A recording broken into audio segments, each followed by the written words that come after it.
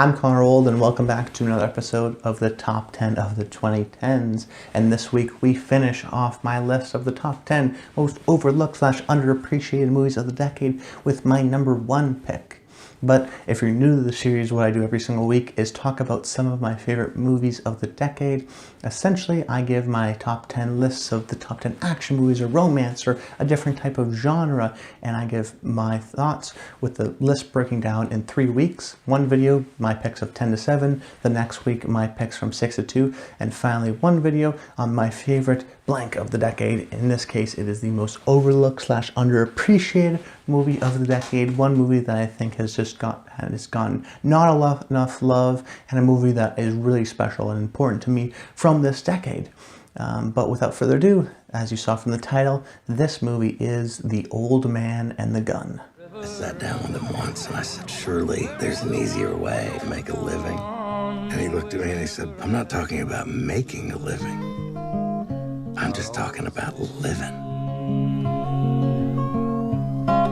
A movie you may have expected if you saw my Connors video in 2018, where The Old Man and the Gun practically swept the awards because I'm so in love with the movie and so such a big fan of it. Yet for some reason or another, it just didn't hit with either the critics or the general public. Now, it did get positive reviews on Rotten Tomatoes.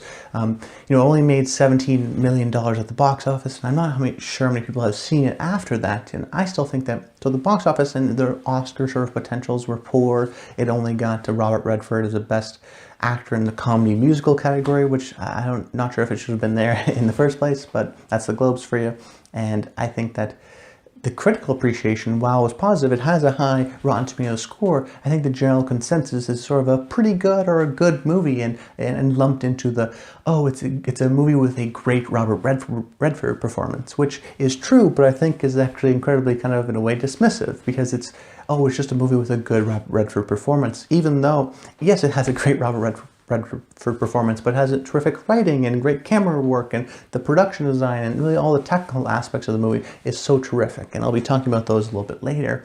But the movie is about an old bank robber, a guy who's in his 70s who robs banks, and he does it in an old school kind of a way, in the sense that he doesn't actually threaten people or give them with guns. He sort of comes up to the manager, says, I'm robbing this bank, can I speak to the manager?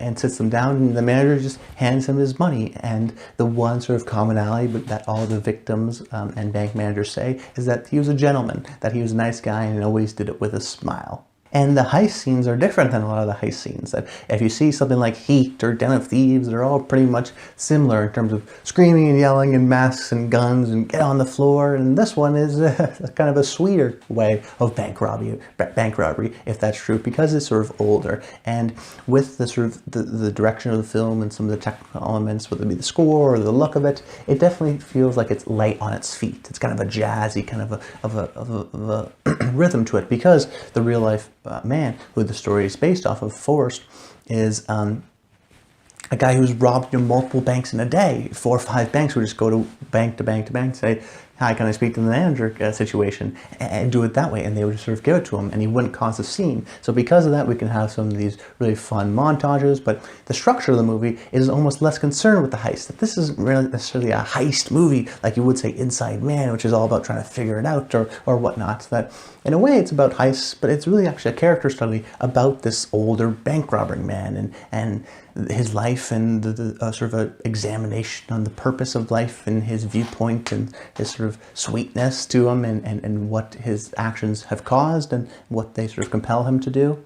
As a result, the stakes are never too high, and it's not this tension-fueled drama, and it's very enjoyable, and actually adds sort of multiple rewatches in a different sort of a way than Heat, where Heat's very rewatchable because it's exciting, because there's sort of a great structure with a build-up. This is sort of just light and great on its feet, and one that you just want to jump back into because it's not super intense and stressful.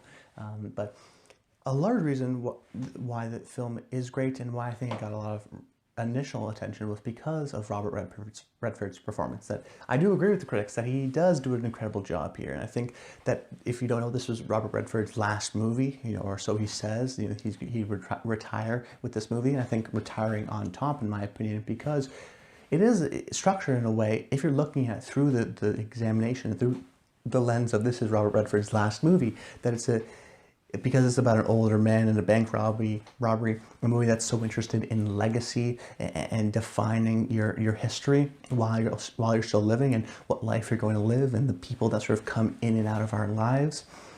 He is a guy who can be sort of therefore reflected onto the real life Robert Redford.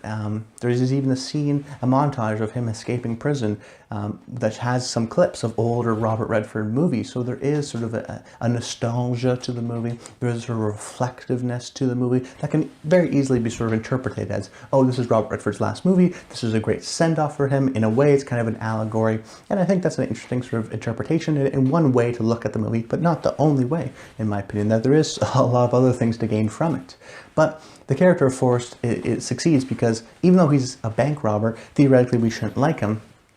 Robert Redford brings a lot of the charisma and the charm and the confidence and sort of the coolness that is needed for this character, that he's an idealized guy. Similar to almost in a Western way where this takes place in the 80s, but this guy feels like he's of another era, that he comes in with his suit, his blue suit and his sort of traditional outfit, and is a guy that is never totally explained, that he has a lot of charisma and charm and is great at deflecting things. But we do still see a little bit more of his past and his personality. But despite that, I think the director, David Lowery, who also wrote the film, is great at not making this the entire Robert Redford show. That this isn't just a complete character study of this one man, that in a way everything's interested in this one man, that everyone's interested in this guy's story, but that doesn't mean you're going to have scenes of Casey Affleck and John David Washington trying to get this guy and trying to convince the FBI guys, and Casey Affleck with his wife and his kids and some of that family dynamic. That there is a lot of great stuff there. But that adds to the mysteriousness of Robert Redford's character. So he actually is a very well-written character, added on to the top of Redford's ability to have the sort of charm and charisma and his sort of witty banter between Sissy Spacek, who has a great chemistry with him, with her character of Jewel. And then some of his sort of banter between Danny Glover and Tom Waits, his sort of bank robbery buddies, the other members of the Over the Hill gang, as the film describes them. So he actually does have this sweetness to him that makes us understand his reasoning for the bank robbery. Also, he's not hurting anyone during the bank robbery, so it adds to that as well.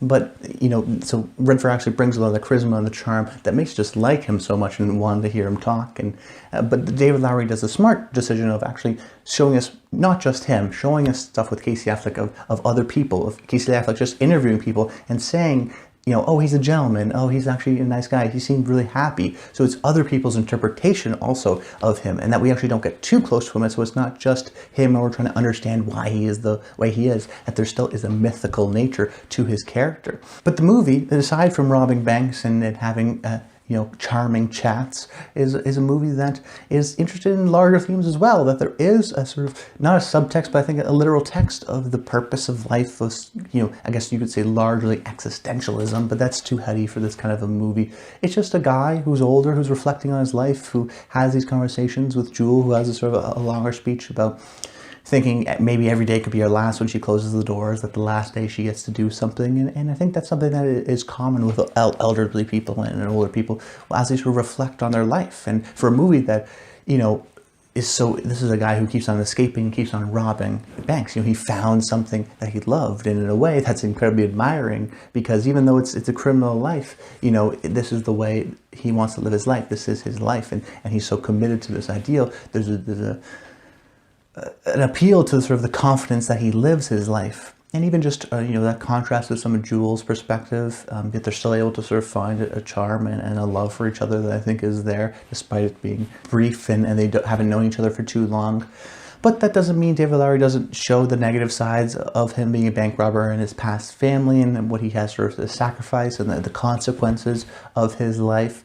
But I also think that it does strike that balance, that he brings it up as, you know, this guy isn't a complete, total, perfect guy, but he still adds to the mythical element. And when we see Robert Redford, we go, oh yeah, this guy's great and you know, and charming. But the movie still emphasizes and shows that, well, this guy isn't the most perfect guy on the planet, that he has problems. Of course, he's still a criminal. He is still robbing banks and needs to be caught at the end of the day, even though we really don't want him to be caught. That sort of traditional cop-criminal kind of battle is still on display here. That it is still a terrific, great heist movie, but there is more to it. And I do really relate to some of those themes of reflecting on your past and nostalgia and what your future is, and finding your thing, and maybe getting caught up in so many things that you forget your whole life in the first place. It does it in a not a over the head kind of a way, a subtle way that sort of fits into the natural conversations that these guys would have, on top of mindless things about horses and just general small talk about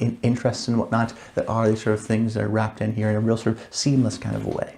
Now, I also want to talk about the technical aspects of the movie, because the technical aspects are just as great as some of the writing and the performances and the characters.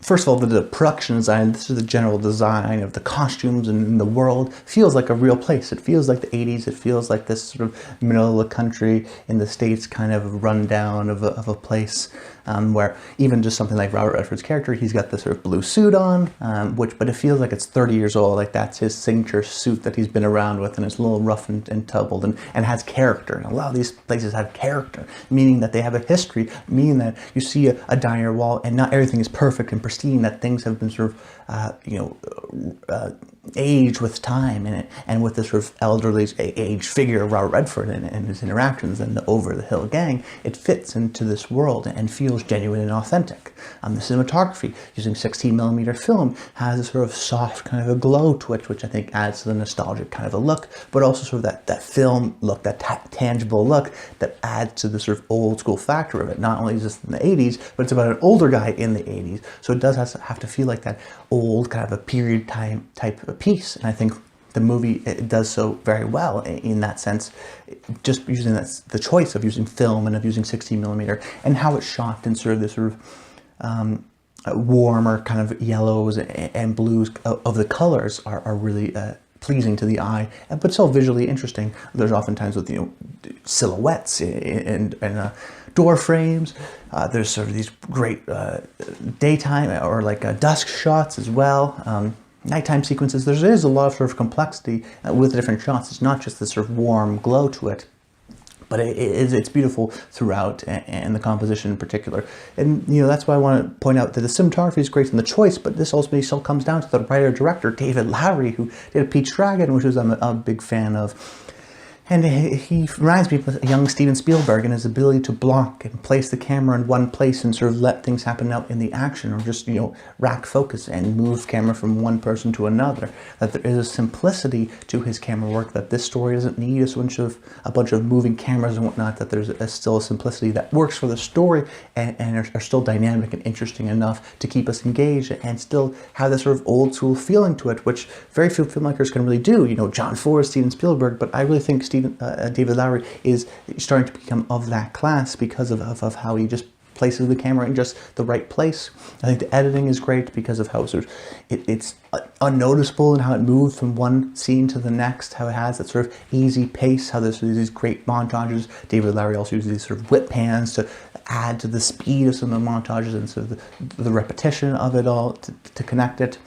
Daniel Hart, I talked about in some of the best scores of the decade video in the honorable mentions episode, because it's jazzy, it's fun, it totally adds to the pace of the movie, the tone, the atmosphere of it being sort of a less tension-filled, lighthearted, light on its feet kind of a movie that always is constantly moving and has that jazzy feel to it. Daniel Hart's score really adds to that element as well. So you have all these great different technical elements that add to making the world feel realized, making the tone and the atmosphere so communicated so directly, and ultimately you have to give that respect to David Lowery, being the director, to coalesce everything into one sort of solid vision, one solid movie that is totally communicated to us as an audience member. So it's a movie that I would recommend to anybody. So if you want just a great Sunday afternoon, a movie that's easy to watch, but if you want more to it, there is more to it. It's a great rewatch. It's great themes. I think they're larger and interesting that people maybe didn't get enough credit about above some of the purpose of life, and that examination is very interesting to me. And just a easy watch too. It's just a great time overall. Not only is it one of the most overlooked and underappreciated movies of the decade, it is outright one of the best movies of the decade, check out The Old Man and the Gun. But that's about it, guys. I hope you enjoyed the video. Make sure you comment below. Let me know your thoughts of The Old Man and the Gun. Have you seen it? If you did, what are your thoughts on it? If you haven't, maybe check it out and let me know what you thought. That's about it. Next week is going to be my picks from the top 10 international movies of the decade, so movies that are not in the English language. It's going to be a lot of fun and do a lot of different kind of unique movies that I haven't really talked about and examine it from that way, and how, you know, some of the movies I appreciate are sort of Canadian or maybe European, so getting maybe a little bit more South Korean movies and Asian cinema and Iranian cinema. There's going to be a lot of great stuff coming up that I definitely think you'd appreciate. But that's about it, guys.